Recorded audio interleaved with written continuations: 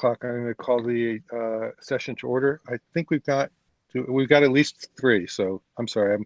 I'm looking at the agenda, so I don't see who else is on the call. We got Jen. We got Chris. We got everybody.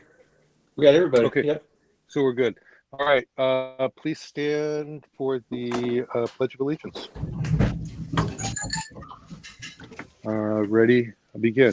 I pledge allegiance to the flag of the United States of America and to the republic for which it stands, one nation, under God, indivisible, with liberty and justice for all. Thank you. I need a motion to approve by roll call vote the agenda. I'll move. Second. Thank you. Chris? Yes. Jennifer? I think you're on mute. Jennifer? I'll go to Steve. I'm an aye. Michael? An aye. I'm an aye as well. And let me just pull up Jennifer. I don't see. Oh, yeah. Jennifer, you're muted. And I don't see video. I think she's on her device. It makes it a little harder. Is she on the phone? Maybe a thumbs up counts as a yay. I mean, does that work? Yeah, but I can't see. I can't see a picture right now. Does somebody see a picture? Yeah, I can see her. Can you see her? Is she giving me a thumbs up? Thumbs up, Jen. Okay, we're good. Okay, so motion carries. I'm here. Yay. I'm here. Oh, thank you. 500. I mean, we were going to pass 401, but let's do 500. Okay, so I need a motion to approve by roll call vote. A resolution declaring an emergency. So moved. Second. And let's have anybody want to have some discussion? Not on this. Not on this. We'll talk about the reopening plan. Anybody? I don't want to stifle conversation. So just checking. Anybody want to say anything? No. Okay. Hearing nothing. Chris. Aye. Jennifer. Aye. Steve. I'm an aye. Michael. Aye. I'm an aye as well. Motion carries 500. Okay, so let's go to the meat. A motion to approve by roll call vote the revision of the school reopening plan. So moved. Second. Okay, and does somebody want to screen share here? Yeah, I'm going to go ahead and do that. I'll present my screen now. Thanks. And then talk us through it once you get it up. Right. Let me know when you can see it. Yeah. Yep, we got it. Okay, first I want to thank you all for coming out just short notice. I know 3 of the 5 of you have evacuated yourselves, so you know exactly what's going on. Thanks for finding somewhere safe to dial in. As I know you all know, just want to start by acknowledging the amount of stress, anxiety, and suffering in our districts. We're here today to really do our best to alleviate that to the best of our abilities, coming up with a sensitive and appropriate plan to open. As you know, in this slide, our district's been hit in many, many ways with the uncertainty of what's going to happen this weekend with projected winds and more electrical storms. So our plan, and we're looking for an action item here, is to give the district, all those families a chance to resettle and get some stability back, hopefully, starting not Monday, but a week from Monday, which would be August 31st. That would give 9 days to kind of better monitor what's going on. Hopefully, give people a chance to get settled. That would account for 8 lost instructional days, which nobody's okay with, considering we're coming out of COVID and already have learning loss that we're going to address. The plan would be to open on the 31st, but then extend the school year for an additional 5 days. Now, we could do that in different ways. We involve our unions with 5 days. They could be, picked off 1 or 2 at a time from breaks, or they could be added to the end. But the idea is to get back 5 of those. This week, we lost 3 days, and 2. We lost those non-work days. There's a chance to get 1 by rescheduling an upcoming PD day to one of those days. So we could really hopefully get 5 days back, kind of minimize the learning loss. If this plan's approved, we're going to go ahead and reach out to the unions right after and come up with a time to talk about reconfiguring that calendar to bring to you at our next regularly scheduled meeting on September 1st. The way it works with those other 3 days is that we can apply for a state waiver based on the state of emergency. We're pretty confident that it'll be approved, very similar to the one about 2 years ago when we had the winds and we had to cancel.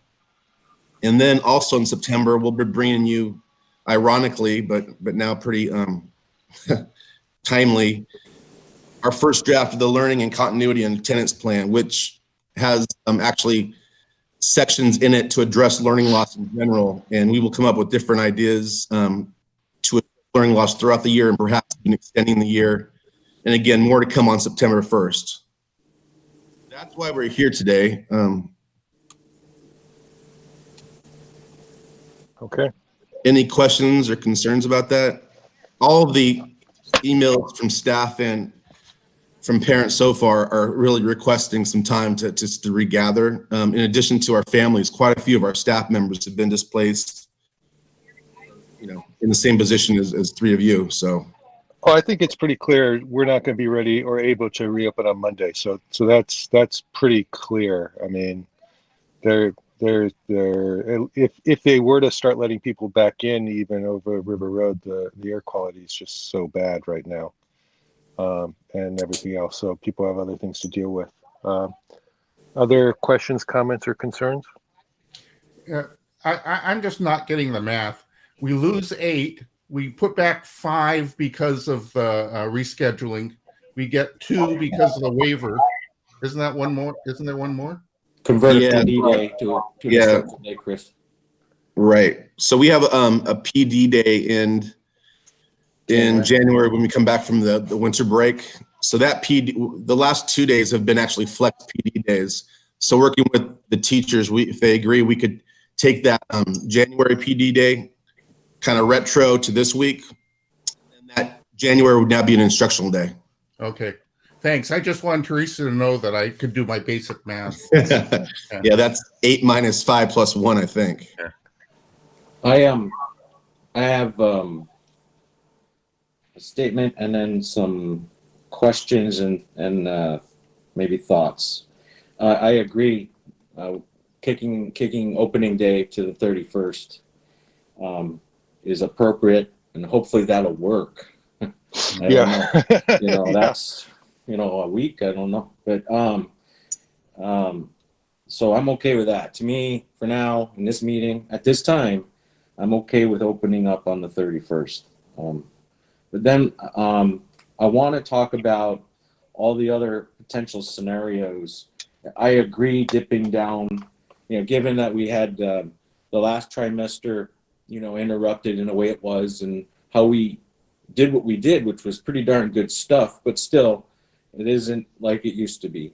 And then we were planning on opening in a similar way with unique schedules, distance learning, hybrid schedules, and it isn't going to be as good as it is before times, right? Before, not fire, but COVID before times.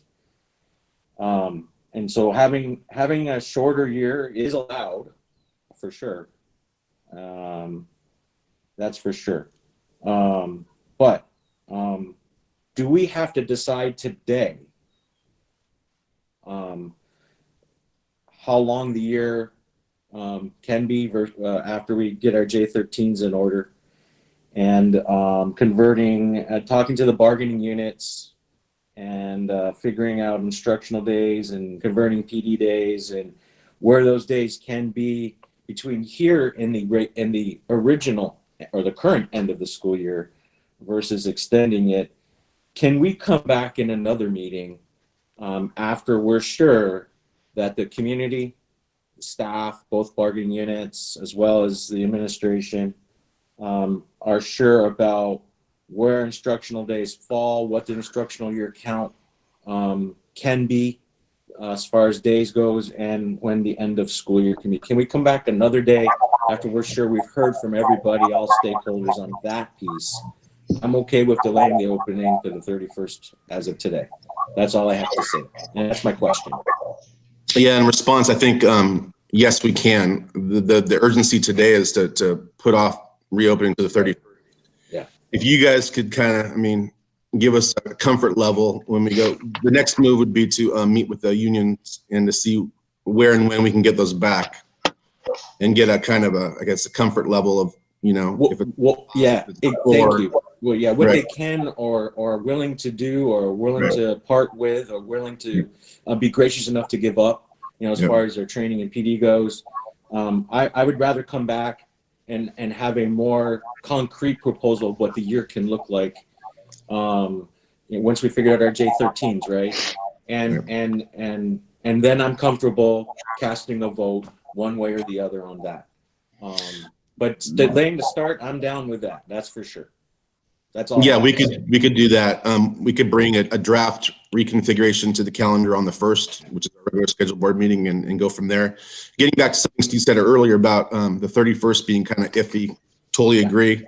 The resolution you guys passed basically was the same one you passed for COVID, but just now inserting the river fire language, which would give us, me working with you, just some flexibility to move a day or two like we did before, keeping you in the loop but not having to have a board meeting. So that was the resolution. So yes, if you today just, I think the only action item at this point was really to move it to the 31st. Sure. As long as that motion's clear, then we'll come back with a calendar and look at how the year comes together. And to be clear, Soup, you with the resolution that's now been passed, you have the power, if the 31st isn't going to work, right? Am I right? That you can move it down the road even farther if need be. Correct. Okay, cool. Okay, Perfect. so yeah, that Good works with questions. us. If it works for you guys, that works. Yeah. Any other questions or concerns? No. Chris, you want to make that motion? Yeah, we already well, have the motion. We're in discussion right now. Yeah, Oh. and then the motion says action resumes school on page 8 Okay. of the thing. The action item there Sorry. of that dot. That's what I've only exactly. had one cup of coffee on Saturday. I Yeah. apologize. No, No, it's I got okay. a motion on the table. No, Steve, I think we're all in agreement. I think what, I mean, not just speak for you, Eric, but I think what they're doing is they have a tentative idea. So we know that by extending it to the 31st, we're definitely going to have to extend school or recapture those days at some point. But I don't expect you guys to have it fully flushed out yet. But I think Steve brings up a good point. Is we're going to pass this motion today that gives you the flexibility to start school when it's safe, and we'll figure out how we're going to recapture those days, either by recapturing PD days, shortening breaks, or extending the school year, all of which are not ideal, but all of which would need to happen. Absolutely. And right after this meeting, actually, we're going to start the outreach to the groups to set up some meetings for early in the week. Excellent. Okay. Thank No, you. so that's good. Thank you for clarifying, Steve. That's a good point. Yep. Anybody else have any questions or comments? No. Okay, so we're going to do roll call vote. Sorry, give me a second. Chris? Aye. Jennifer? Aye. Steve?